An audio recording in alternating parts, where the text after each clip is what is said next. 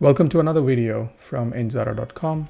In today's video, we will be discussing the Keltner channels technical indicator. First, we will give a brief introduction into the calculation of the concept behind the Keltner channels technical indicator. Then we will talk about how you can use our Excel template to automatically calculate this technical indicator for any stock symbol that you're interested in just by typing in the ticker symbol. And all of these templates are available for download from Indzara.com. So now let's get started. So first, let's talk about the calculation. So this Keltner channels includes a couple of other technical indicators as components. So I'm not going to go into details on those because we've already covered them in the previous videos. So Keltner channels uses the exponential moving average line as a middle line, and then the envelope. So because it's a channel or a band or an envelope, basically it's a region. So the middle is the EMA or the exponential moving average, but then you have the envelope up and envelope line above and below. So that is determined by the ATR or the average true range. So now you have the EMA and ATR, two different technical indicators or calculations that we are using to come up with the Keltner channels. And so what I've shown here is, let's say these are the trading days. We have the high, low, and close, and we can calculate the EMA based on the closing price. And then ATR or the average true range, let's say we calculate that. Now, once we have these two, then we can calculate the lower envelope line of the Keltner channels by just saying EMA minus 2 times ATR. And then the upper envelope line would be just but EMA plus 2 times the ATR. That's it. Very simple calculation. I think the calculations get a little bit more complicated because we have to implement EMA and ATR, but I have not shown that in this illustration here. But when we go into the hidden sheet in this calculation where we actually calculate everything in detail. So here's the hidden sheet. And again, I'm not going to be able to go into all of those calculations in this brief video, but if you download this template and check out these calculations, and if you have any questions and if you'd like me to clarify any of this, please let me know and I'll be happy to do another video in detail about it. Now you'll see that I'm calculating the EMA in this and then I'm calculating ATR, but there are many other things I calculate in between. So again, there is a little bit more complexity, but once you figure those individual components out, things will be okay. Okay, so now we talked about the basic formula, pretty simple.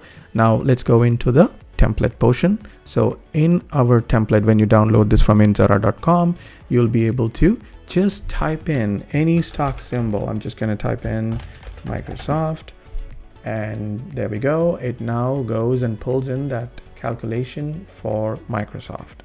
So this is our Excel template where you can just go ahead and type in any stock symbol. So I'm just going to type in Microsoft, and now you will see that it goes and pulls the data from the live service, and here's the information for Microsoft. We see the stock price, we see the change in price. This is the date and time when we got the last trade information. And then you have the chart here itself here with the light blue line indicating the closing price. And then the shaded area is the Keltner channel. And then the Keltner channel, wherever the closing price goes above or below the Keltner channel, there will be trading signals called the buy signal and the sell signal. So when the price crosses from basically it pierces the lower envelope, then it's a buy signal. When the price actually pierces the upper envelope, then it is called a sell signal.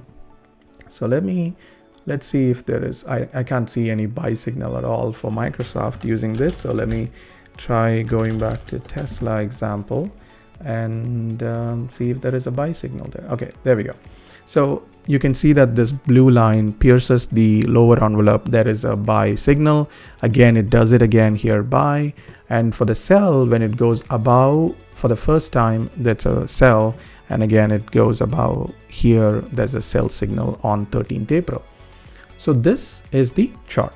Now you can control the time period of this chart by whether I want to see 6 months of history, I want to even see 1 year or 5 years. The template has data up to 5 years of history.